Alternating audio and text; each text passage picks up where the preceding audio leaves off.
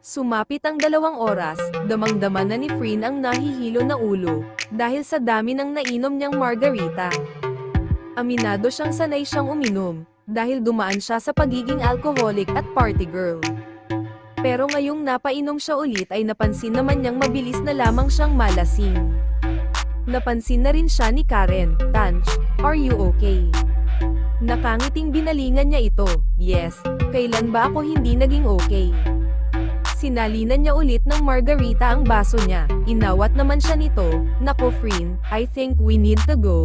Ang dami-dami mo nang nainom." Nag-aalalang sabi ni Karen. Binalingan nito si Trixie. "Trix, ihatid na natin si Frin. Baka saan pa mapunta to."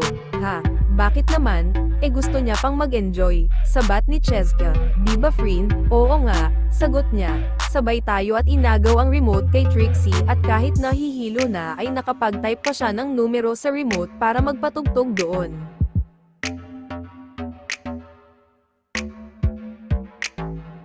Sa kabilang banda, ay nakatingin lamang si Becky kay Frin. Gustuhin man niyang lapitan ito ay natatakot siya, dahil baka magalit lamang ito sa kanya. Ilang sandali pa, nag-play na ang tugtugin na pinili nito, nagulat naman siya nang dahil sa kalas-ingan na nito. Ay bigla na lamang itong pumatong sa ibabaw ng lamesa at nagsasayaw.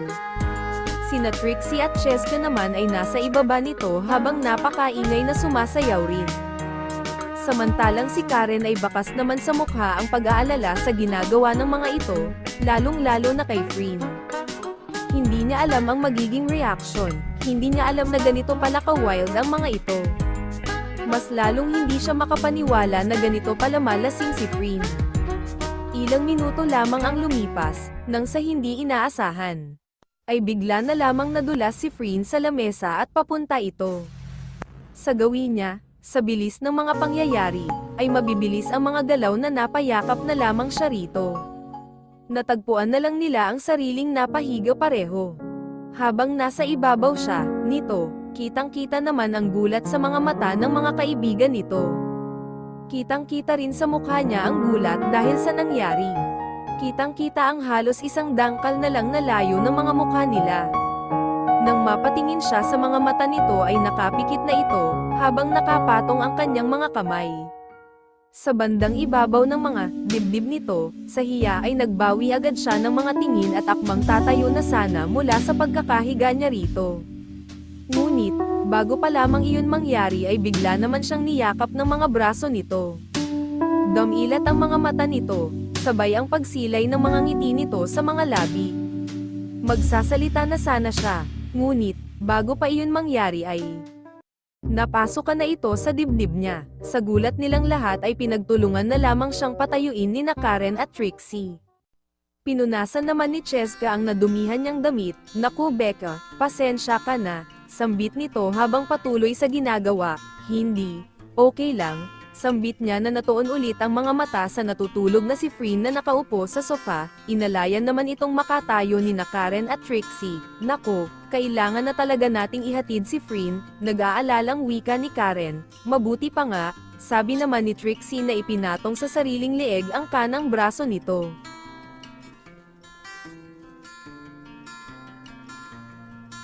Habang nasa kotse, ay mahimbing na natutulog si Frin, nasa gitna naman nila Becky at Karen ito.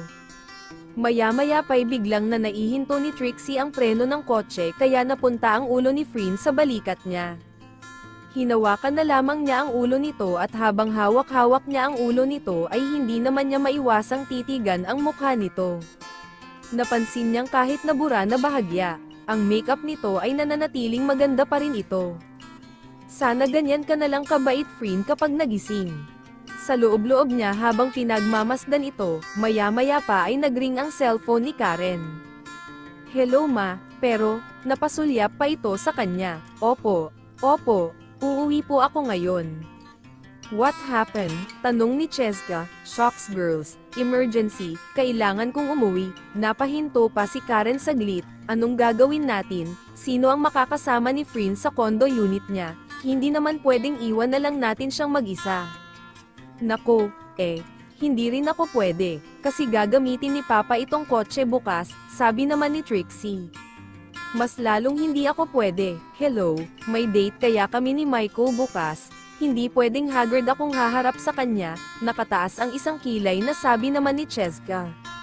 Ako na lang, pagboboluntaryo niyang sabi, sure ka, halos sabay-sabay na sambit ng tatlo, yes, napangiti niyang sabi, may tiwala naman siguro kayo sa akin. Ano, pagbibiro niya sa mga ito, yes, of course, ang bait-bait mo kaya, nakatawang sagot ni Cheska, mas mabait ka pa nga sa babaeng yan, parati pang nakasimangot kapag gising, daig pa ang mukha ni Miss Minchin, hahaha, sa joke na iyon ni Cheska, ay nagtawanan naman silang lahat.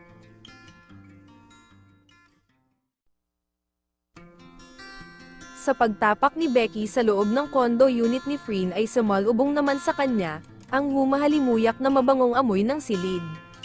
Nang buksan ni Trixie ang ilaw ay napansin niya agad na napakalinis sa loob ng condo unit nito, agaw pansin din ang malaki nitong salamin na malapit sa sofa. Pinagtulungan nilang buhatin si Frin dahil hindi na talaga nakayanan ng katawan nitong tumayo dahil sa kalasinggan. Matapos maihiga nila ito sa kama ay nakapamewang na lamang si Karen. Hay, ano bang nangyayari sa babaeng to? Kanina lang ay ayaw gumala kasi mag-aaral daw siya. Tapos ngayon ito pa ang nalasing, nakatawang saad nito. Hahaha, kilala naman natin si Frin, may pagka-mood swing talaga yan, sagot ni Trixie, saka ito napatingin sa kanya. So, paano yan Becca? Sure ka na ba talaga na ikaw na ang magbabantay kay Frin? Nako, Becca, mag-iingat ka, ha? Saad ni Cheska, bumakas naman ang tila nakakatakot na mga tingin nito sa kanya, lumapit pa ito lalo sa kanya, saka ito bamulong sa bandang tainga niya, may lahing vampira kasi yan, babala pa nito, matatakot na sana siya, ngunit, bigla na lang nagtawanan sina Trixie at Karen dito, siniko naman ito ni Trixie. Sira ka talaga Cheska, pinagtre-tripan mo pa itong si Becca, hahaha, kasunod naman yun ang sabay-sabay nilang tawanan.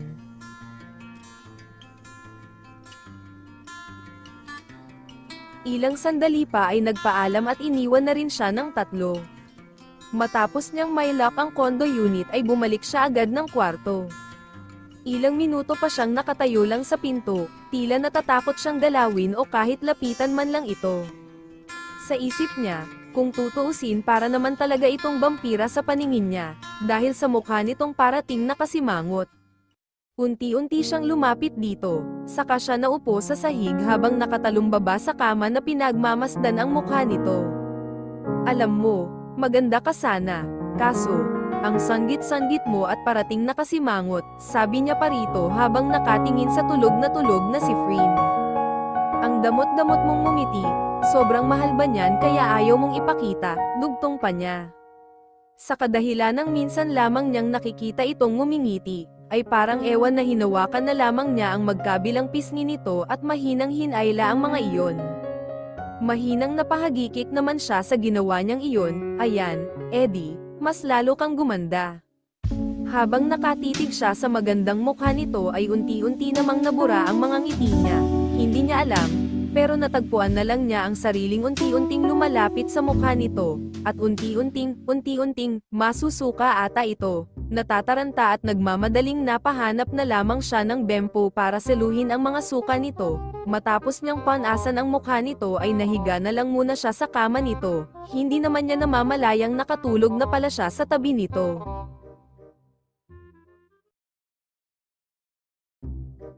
Mag-uumaga na nang maalimpungatan si Frin dahil sa sobrang init ng kanyang pakiramdam, wala sa sariling katinoan na iginalaw niya ang mga kamay para habarin ang mga suot niyang damit, nakagawian na niya kasi iyon kapag mag-isa lamang siya, matapos nahubad ang mga suot niyang damit, at tanging ang naiwan na lang ay ang panty niya, ay nakangiting niyakap niya ang mahabang unan na nasa tabi niya.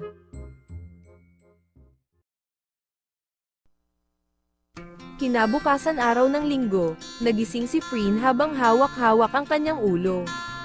Ramdam niya ang medyo pananakit pa yun at inaantok pang ulo, kaya napagpasyahan niyang matulog na lang ulit, napayakap naman siya lalo sa mahabang unan, narinig niyang daing mula sa unan, nang laki ang kanyang mga mata lalo na nang biglang bumalikwas sa harap niya ang katabi niya sa kama. Kasabay ng pagbalikwas nito sa kumot ay napadilat naman siya at nagtama ang kanilang mga mata. Hi, gising ka na pala, Frin. Nakangiting salubong sa kanya ni Becky.